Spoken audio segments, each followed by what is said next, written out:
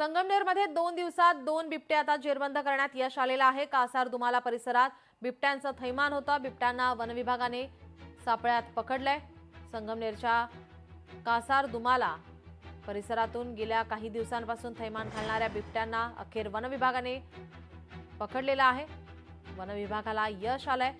सलग 2 बिबट्यांना पिंजऱ्यात पकडण्यात यश आलंय। या परिसरात बिबट्याची हालचाल वाढली होती, दहशत निर्माण झाली होती।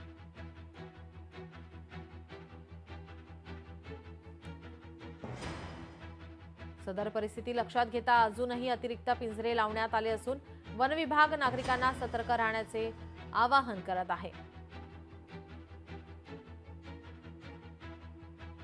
दुपारी 4:30 ते संध्याकाळी 6 या वेळेत बिबट्यांचा वावर मोठ्या प्रमाणात जाणवत होता। त्यामुळे स्थानिक नागरिक, विशेषतः लहान मुले, महिला आणि वयोवृद्धांना घराबाहेर पडणं कठीण झालं होतं।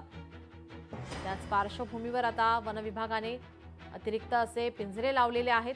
नागरिकांना सतर्क राहण्यासंदर्भात आवाहन करण्यात आलंय।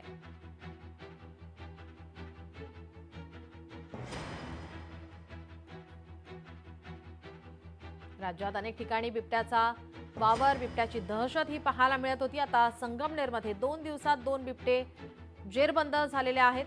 वन विभागाला त्यांना पकडण्यात यश आलेलं आहे।